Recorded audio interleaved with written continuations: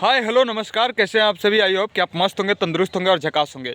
जैसा कि आप सभी को पता है कि 2025 बहुत सारे विद्यार्थियों के लिए एक सुखमय का विषय है और 2025 में बहुत सारी भर्तियों का रिजल्ट देखने को मिला है। जैसे अगर हम बात करते हैं जैसे कि आप सभी को पता ही है कि आज होली है और कल भी होली है। 14 तारीख और 15 तारीख को होली मनाया जा रहा है। यानी कहने का मतलब है कि भारत देश इतना बड़ा है और दो जगहों पर होली मनाया जा रहा है। ठीक है, तो एक तो होली का माहौल बहुत अच्छा बना हुआ है चारों तरफ, और दूसरी बात कि अगर हम रिजल्ट को लेकर के बात करें कि 2025 में बहुत सारी वैकेंसियाँ थी जो कि इंजाम करा करके अपना रिजल्ट पे बौछार कर रही है। जैसे अगर बात करते हैं एसएससी एमटीएस ने भी अपना रिजल्ट दे दिया, एसएससी सीजीएल ने भी अपना रिजल्ट दे दिया, और सबसे बड़ी बात तो यह है कि एसएससी ने 24 घंटे के अंदर दो दो रिजल्ट दिया है। और इससे बहुत बड़ी बात है कि एक ही दिन में तीन तीन रिजल्ट आए हैं। कौन कौन से ऐसे तीन तीन एग्जाम है जो एक ही दिन में रिजल्ट आए हैं, तो देखिए मेरे दोस्त, एक तो एसएससी एमटीएस हो गया और दूसरी एसएससी सीजीएल हो गया, तीसरा बिहार पुलिस यूपी पुलिस का रिजल्ट आया है। ठीक है, तो आप सभी को बता देना चाहता हूं कि जो 2025 है इसमें मिनिमम हम बता देना चाहते हैं कि 2 लाख से ज़्यादा बच्चों को ज्वाइनिंग लेटर हाथ में मिलने वाला है। अगर हम बात करते हैं कौन कौन सी वैकेंसियों का, तो पता ही है कि एसएससी सीजीएल हो गया, एसएससी एमटीएस हो गए, फिर यूपी पुलिस हो गया, फिर रेलवे एलपी हो गए, रेलवे टेक्नीशियन हो गया, फिर आरपीएफ हो जाएंगे, जेई वाले हो जाएंगे। ठीक है, ग्रुप डी हो जाएगा। मैंने कहने का मतलब है कि बहुत सारा वैकेंसी। अभी हम तो बीपीएससी की बात करते हैं, 70 बीपीएससी जो कि अभी कोर्ट में चल रही है, वह भी फाइनल होने वाली है। फिर बिहार पुलिस देखिए वैकेंसी आ गई है। कहने का मतलब है कि 2025 मेरे दोस्तों बहुत सारा अच्छा एक मौका है जिसमें खुद को साबित करके, खुद को अपने आप को इम्प्रूव करके और थोड़ा सा एफर्ट लगा करके और अपने आप रोजगार पा सकते हैं सरकारी।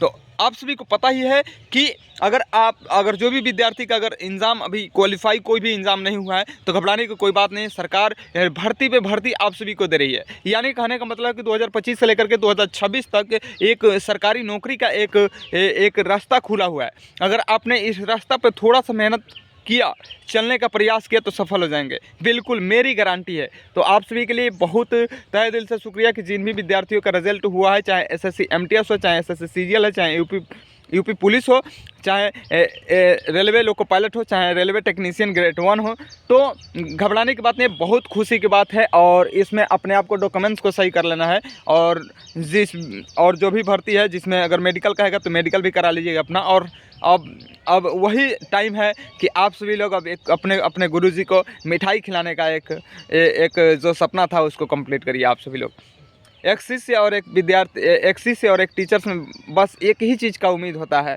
कि कैसे भी हमारा विद्यार्थी का हो जाए, सफल हो जाए। और हमें भी बहुत अच्छा लगता है कि विद्यार्थी तन मन धन से त्याग करके बुराइयों चीज़ों को और अच्छाई चीज़ों को पा करके और एक अच्छा अफसर बनते हैं।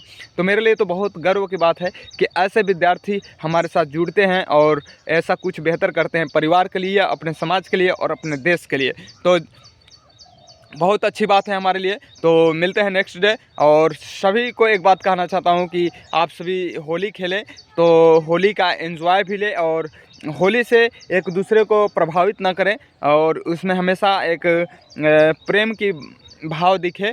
क्योंकि आपको पता ही है कि होलिका दहन जो हुआ था, होलिका दहन क्यों मनाया जाता है, तो होलिका दहन इसलिए मनाया जाता है मेरे दोस्त कि हिरण्यकश्यप जो था वह एक राजा था और उसके एक लड़का था जिसका नाम था और उसकी एक बहन थी जिसका नाम था होलिका उसकी बहन के नाम थी। ठीक है, और उनका जो हिरण्यकश्यप का एक बेटा था जो कि प्रहलाद के नाम से बहुत फेमस था। ठीक है, तो ये प्रहलाद एक अच्छाई के मार्ग पे चल रहा था और जो ये हिरण्यकश्यप जो था बुराई के मार्ग पे चल रहा था। तो ये अच्छाई और बुराई में से अच्छाई की जीत हुई और यही कहानी आगे चल करके, जैसे अगर होलिका कहा जाता है कि होलिका जो थी उसको आशीर्वाद था कि होलिका को आशीर्वाद था कि कोई भी अगर एक चादर उसको मिला था कि अगर चादर कोई ओढ़ लगी वह चादर तो वह आग में नहीं जलेगी। लेकिन संजोग इतना ख़राब हो गया कि जब प्रहलाद को आग में बैठाया गया होलिका के साथ तो वह चादर जो था उधिया करके हवा के भगवान के कृष्ण का लीला देखिए कि वह हवा की वजह से उधिया करके और प्रहलाद के ऊपर चला गया और इस घटना से होलिका जल गई और प्रहलाद बच गए। फिर आगे चल कर के स्टोरी आगे बढ़ती है और इसमें हिरण्यकश्यप बहुत अत्याचार कर देता है। तब श्री कृष्ण को 12 कहा जाता है ना कि आधा मनुष्य और आधा जानवर का रूप लेते हैं, और उसमें हिरण्यकश्यप को जांग पर बैठा करके और उसको चीरते हैं और उसकी हत्या करते हैं, और फिर इस प्रकार से अच्छाई की जीत होती है। ठीक है, अच्छाई की जीत होती है। और फिर कहा जाता है कि जैसे एक और कहानी उभर करके आती है होली से संबंधित, कि जब श्री कृष्ण भगवान जो थे वह जब अपने गोपियों के साथ मजाक कर रहे थे, खेल रहे थे, तो गोपियाँ उनको काले कर करके चिढ़ाती थी।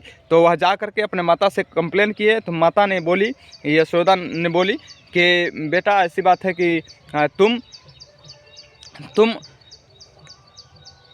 हम तुमको छोड़ देते हैं, और गोपिया को कोई भी रंग जो गोपिया को पसंद है वह रंग हमारे बेटों को लगा सकती है। तो कहीं ना कहीं वहीं से वह भी एक परंपरा है होली को एक एग्रेसिव करने के लिए। और होली इतनी एक पवित्र त्यौहार हो गया है कि जो राष्ट्रीय लेवल पर चली गई है। तो कहीं ना कहीं चीज़ जो भी त्यौहार है, जो भी कुछ भी एक डेट होता है जो कि अगर राष्ट्रीय लेवल की तरफ चली जाती है तो उसको हर एक राष्ट्र के लिए इम्पोर्टेंट हो जाता है। अगर चाहे सिख हो, चाहे धर्म, चाहे ईसाई हो, चाहे मुस्लिम हो, चाहे हिंदू हो, किसी के लिए भेदभाव का नहीं रहता है, क्योंकि नेशनल पे वही चीज़ें जाती हैं जिसका सभी धर्मों के लिए एक समान देखा जाता है। तो होली एक राष्ट्रीय त्यौहार बन गया है, और इसमें सभी भाइयों के साथ मिलजुल करके और इन्जॉय लें, आनंद लें। और जिन भी विद्यार्थी का अगर नौकरी नहीं लगा है तो वह तैयारी करें नए सिरे से। इस बार उनका सिलेक्शन स्टार्ट होगा, क्योंकि वह जो भी विद्यार्थी अगर तैयारी करेंगे तो उनका जीरो से तो स्टार्ट नहीं करना पड़ेगा, उनको स्टार्ट तो करना पड़ेगा 50% से ऊपर। तो कहीं ना कहीं थोड़ा सा एफर्ट लगाएंगे, वह भी सेलेक्ट हो जाएंगे। तो मिलते हैं नेक्स्ट डे, तब तक के लिए जय हिंद। मैं आप सभी को बहुत बहुत धन्यवाद। अगर वीडियो अच्छी लगी हो तो लाइक करिएगा, चैनल को सब्सक्राइब करिएगा।